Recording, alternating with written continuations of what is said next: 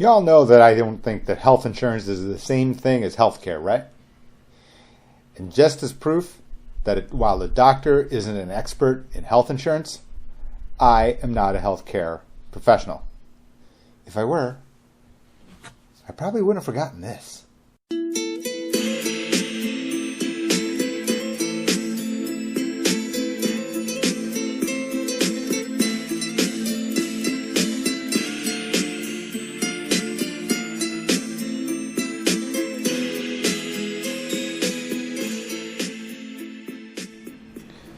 So we're not going to settle differences of the politics of the coronavirus, relief package, which seems to be signed, unsigned, revised, etc., etc. Who knows? But not well known, deep in the weeds, is legislation to address surprise medical bills. So basically, this is one topic that we can, largely agree that surprise medical bills, by its very nature, are very unsettling.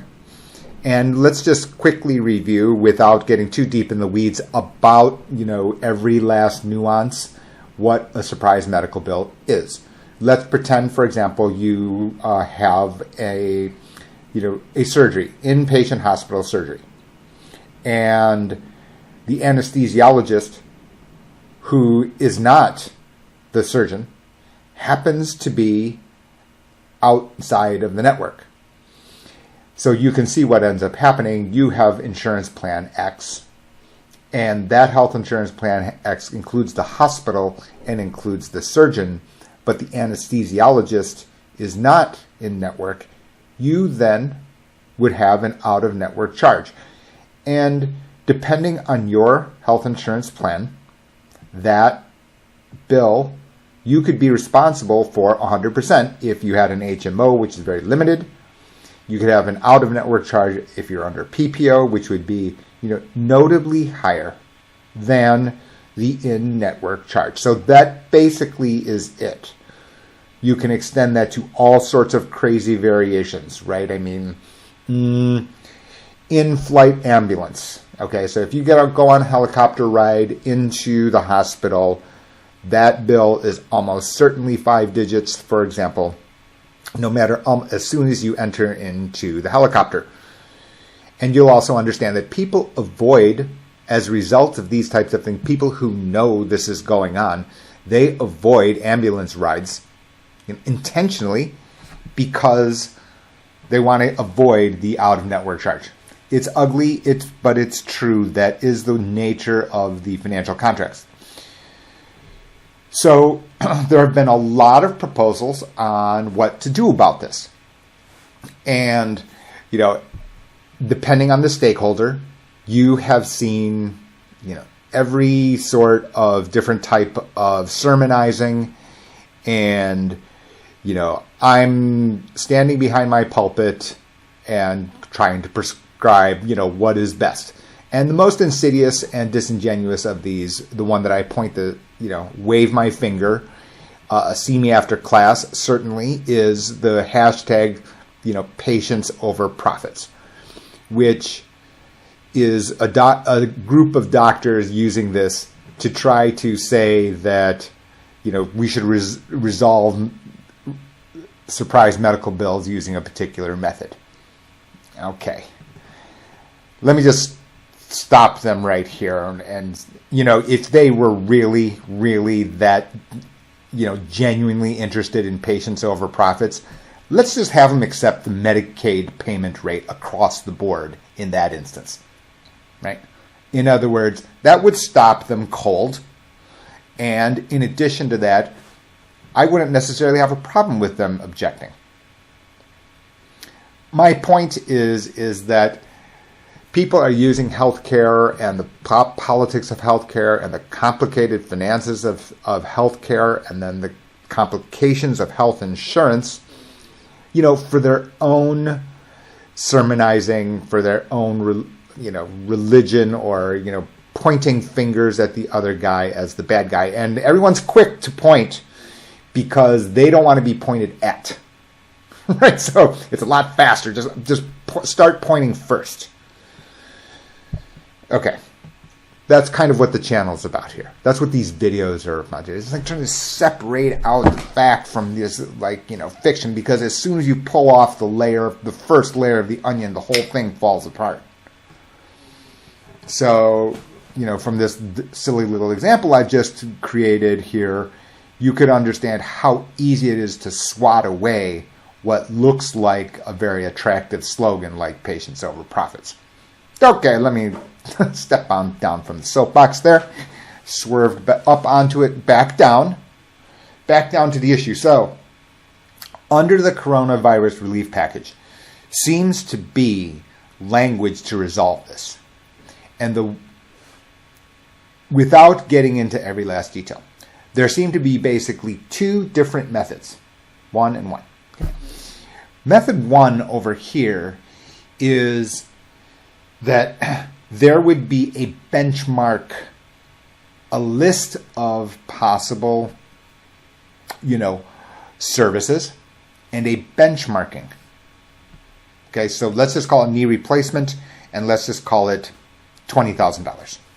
From there, they would create the out-of-network benchmark price.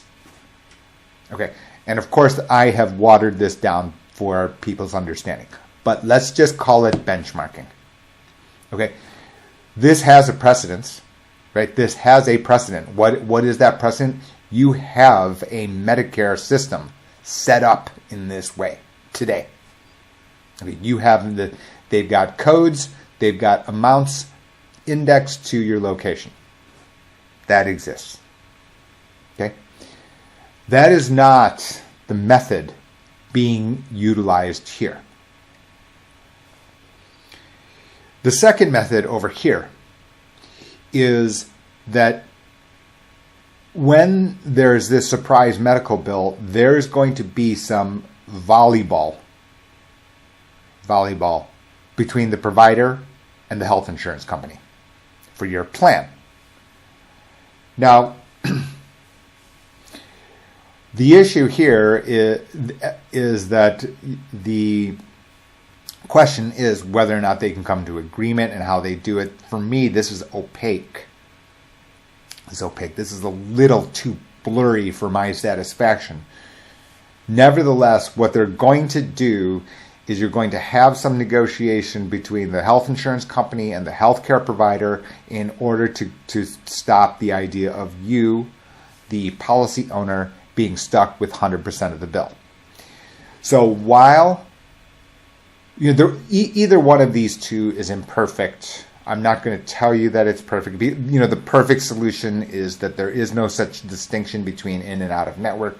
We're not going to get there under, the current way that health insurance works in the United States. That's just not an outcome. The idea that the stakeholders are going to easily fold and cave to any extreme plan, they will have a rational reason for objecting on all accounts, and they're big parties, smart parties. So again, I'm against this extreme sermonizing of saying, well, we just do this because, and then, kind of sugar-coated by, snappy slogans.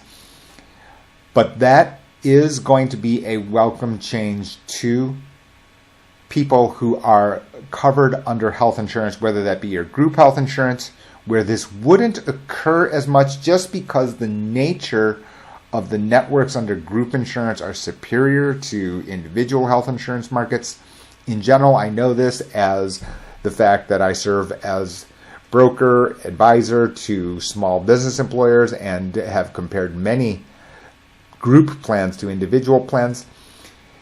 The other group that is unaffected is Medicare. This largely doesn't occur under Medicare, especially if you have Medigap or Medicare Advantage PPO, because at the very worst you get the out-of-network charge, and under Medigap there's no concept of network, so the doctor would have to not accept Medicare at any level. Very low probability events there. Nothing that I stay awake from. If you have an HMO under Medicare Advantage, slightly different. You need to realize that this probability exists. First of all, this probability exists. Do I think it's great? No, I don't. Do I think, however, this would mean a possible difference between HMO and PPO within Medicare Advantage? Yeah, I do. There's a reason I would have that, meaning that if I don't have to pay for this difference, meaning that if the premium isn't higher, if I'm not giving up other extra benefits, why would I go with HMO instead of PPO in order to shut down this probability? I'd probably end up doing that. Anyway, that's a topic for a different day on, crazy people write 200-page books with 100 footnotes on that alone. We'll stop it here. Certainly, everyone's waiting for their stimulus checks or whatever they're called, the coronavirus relief, checks. We'll see whether or not people use it for flat screen TVs or for necessities. Not really for me to judge. All right, onwards. During the individual health insurance open enrollment period, you've had the option to choose a dental plan, a standalone dental plan. And the fact of the matter is that those persons who came to me during the individual open enrollment period, I wasn't a huge person that said, you absolutely have to enroll in dental. And the number one reason for that is the fact is that there are now many dental carriers, dental insurance carriers, and they don't all participate. So if you were looking on healthcare.gov or your state-specific, site, Colorado, for example, you only saw a subset. You didn't see the full menu of possible plans. And for me, flexibility, being among the most important things when you're deciding on financial products, you basically passed. And that is basically what I had been, suggesting, that you would take a separate look at dental and vision. We're going to be focused here on dental. Vision you should take if you have, eyeglass needs like I do. Anyway, what you see on the screen here is Enrollment Central. It is a page on MaximizeYourMedicare.com. On here, like I said, on the website for the book are a number of different extra resources that have to do with healthcare, health insurance, meaning how to defray costs of health care via health insurance contracts, of which dental insurance is one. Now, the brief overview on dental insurance and from the past has been dental insurance has been very complicated. And the reason it's been complicated is because of the fact that there aren't that many carriers, that the network mentioned, and the fact is that there are these out-of-pocket maximum benefit amounts, limits. So $1,000, $1,500 a year being two generic setups, where that is the most amount of benefit that you could actually collect. And you would still have to pay 12 months worth of premium. So you do the math of money, and let's just call it $50 a month times 12 is $600. So the most you can get is $1,000, and yet you pay $600. So you basically got a 40% off voucher only if you use the full extent of your dental insurance. So as a result, the payoff, the mathematical financial payoff, has been not overwhelming buy in favor of the consumer. Now, that all said, I bring us to today, which is the state of the dental insurance market has improved in the favor of the buyer. I don't think there's any other conclusion. And I think that there are a number of reasons for that. A, the networks have improved. The advent of, for example, the franchise dental practices, Aspen Dental, and I'm making up names, or Dental R Us. You see in strip malls, right? Those types of groups have signed up to a large number of dental insurance carriers, meaning that it can more frequently be found that you would be able to find that your dentist is an in-network provider. That would help your costs on this math of money exercise I just mentioned. So that is number one. Number 2 is intense competition has now arrived. In other words, every day in my inbox, literally every day, I will get an email saying, please represent my new dental plan because it's got all of these bells and whistles.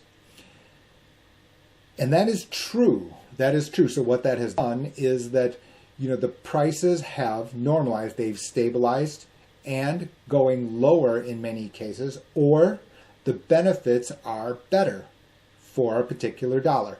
So in other words, the competition by what used to be 2 to 3 sellers, now 10 sellers, has basically made those 10 sellers compete. That can only be in the buyer's favor.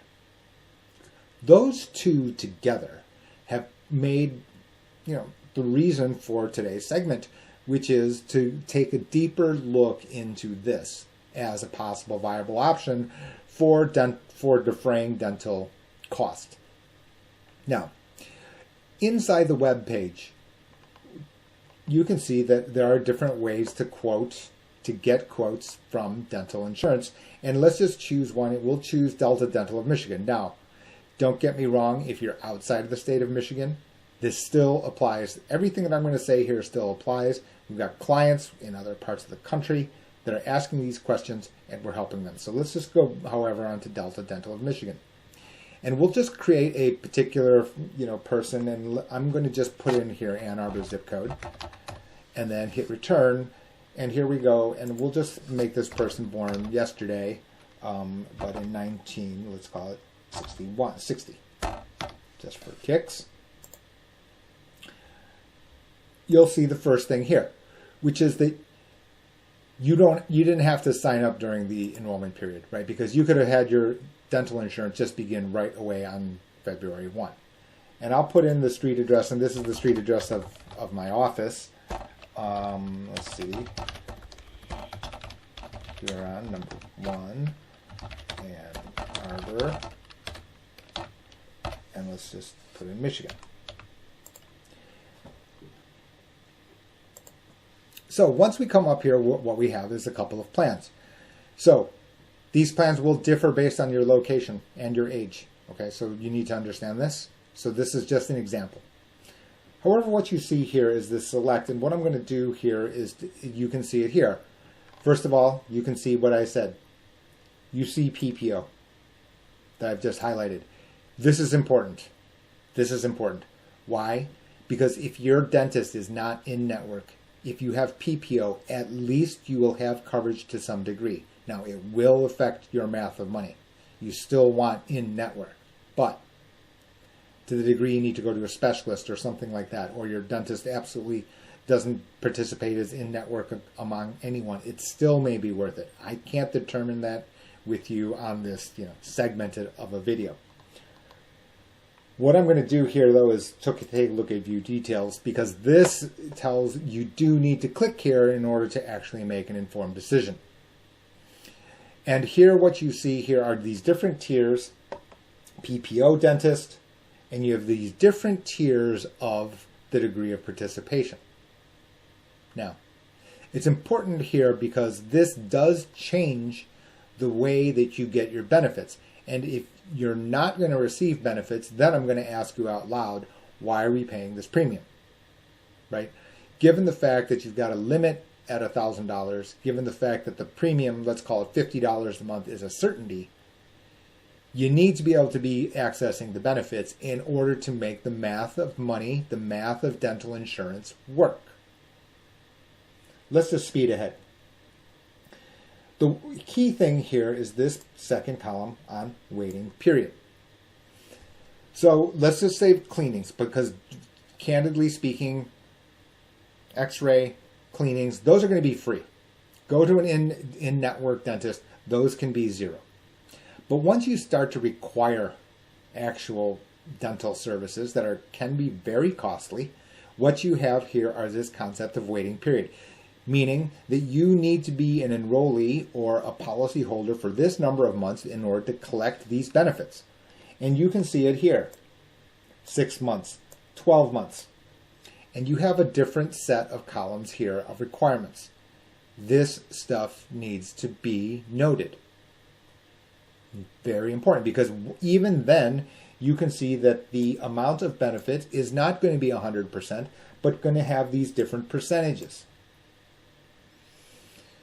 So this is kind of the complication to dental insurance, right? Because now we've got these moving parts, and I'm trying to help you along in how to compare to decide whether or not this is worth it to you. You can see it here, which is these other experiences. And now what I'm going to say is, you can remember that I was saying that competition has arrived. And so much so that tucked in here is a new development. Implants.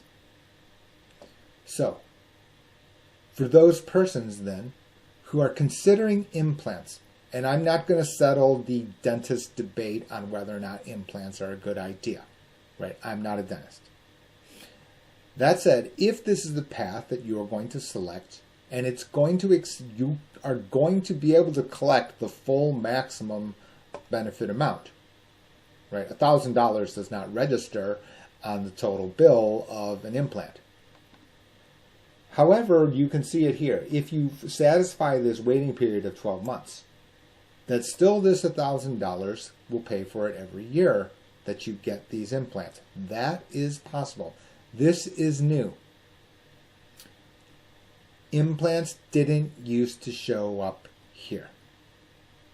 Okay? So as a result, it may now be worth it. It's just an illustration of the fact that, these are financial contracts where the sellers are competing fiercely with each other, trying to differentiate, trying to win your business in your favor. Last couple of points here. If you're on Medicare and you are an enrollee in Medicare Advantage, you'll know that there can be enhanced dental and vision packages. They are going to be, to give you an idea on the price, they're going to be well within these numbers that you see on the screen, right? In other words, even enhanced dental packages at the highest level within Medicare Advantage usually doesn't exceed $51 in this instance. In addition to that, and this is important, is the fact is that the overwhelming majority, and by overwhelming majority is, I want to say 100%. I have to stop just short of 100%. But let me just say that under enhanced dental and vision, under Medicare Advantage, there's no waiting period, which entirely changes the math of money of the enhanced dental and vision package inside of Medicare Advantage. Now, most of the time, let's just say you are a Medicare Advantage policy owner and you didn't select the enhanced dental and vision. You can still largely do so. And for those persons, if that is you, if that is someone you know, the time to do so is now. And the reason for that is because then you're increasing your chance of collecting the maximum amount of benefits throughout the calendar year. In fact, last week, you'll have remembered that I had created an entire segment about how to save money or how to get the optimal amount of benefits in 2021, and that's one. That if you're going to go down the path of entertaining or thinking that dental insurance is appropriate for you, the time to do so is sooner rather than later. That's it for this segment.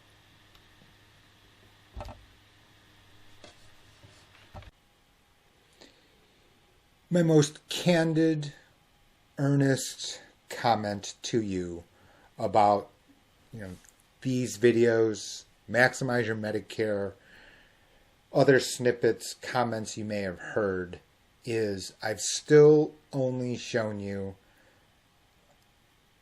the thinnest sliver of the degree of applications to my background and experience. That And that's not necessarily a good thing. That's not necessarily a bad thing. That's just kind of, academic and practical fact. For some of you, maybe that extra information is massive overkill, and I understand that, which is kind of why on the publicly available YouTube channel, what you get are 20-minute videos with kind of just a snapshot of the one singular topic that you were trying, maybe looking for, or maybe not. And they're not wrong, and I'm not really saying that it's good or bad. What I am saying, though, is that, it is kind of like this peculiar combination of the way that we communicate with each other now. We've got these ridiculous machines, which is good because you're able to go and pluck out that one piece of information that you were seeking. The bad thing is that I can understand that it is very difficult to tell because I'm not alone in providing, the information. Maybe you're thinking to yourself, okay, well, this is just another, gas bag or blowhard saying that he knows how it works. And I can accept all that. But part of the reason that I don't continue on with, overkill on different topics or, the linkages to other topics is because it sits behind here on the screen. This is a website on GH2benefits.com. So that is the firm where I house, store, my professional services, to both employers as well as individuals. And in here on this subscription site, which is $20, $19.99 a year, I'm going to send you the book. I'm going to pay for shipping in the lower 48 states. Okay.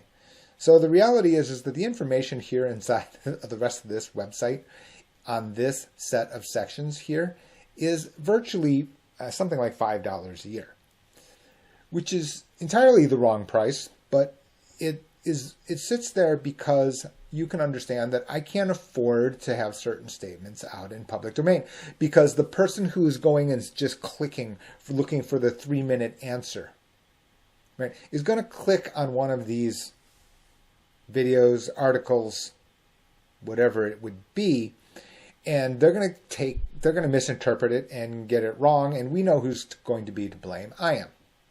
That is something that I have every reason to try to avoid. But you can just take a look at the top bar here, in terms of what type of different topics, because this is the place where I'm pulling all of the different types of topics that I've discussed in one central spot for persons to explore. That way, you're looking for something. It could be that you're looking to be convinced on how to choose me as a financial planner. Fine. It could be because you're looking for some insight on how to think through your large employer retiree health benefits. Also fine. You could be trying to, and you can see here in the different tabs. You remember the video, which was that Karate Kid video, right? Where I'm basically saying, look, how do we actually filter through all of the different things that you have on the web, on the internet, and YouTube and newsletters and newspapers, etc., etc. I'm trying to take you through how I would try to explain it to you. All sitting here on GH2 Unfiltered. You'll be able to see here, and I'm going to just flip through here. Annuities, income, large employers, Medicare, of course. You can see the snippets of the video. You can see, actually, the slides that I use for Medicare ABCs, which is the information-only conversation that I have with organizations around the country. Insurance of different types, not only Medicare. Employee benefits, which ones may be or may not be worth it. Financial markets as a whole, my personal opinions, and then also useful links about how to have price discovery. All sitting here on GH2 Unfiltered, less than $20 a year, which also includes a free copy of Maximize Your Medicare, which I will send to you and pay for postage. For me, for persons trying to actually get a deeper look, probably worth it.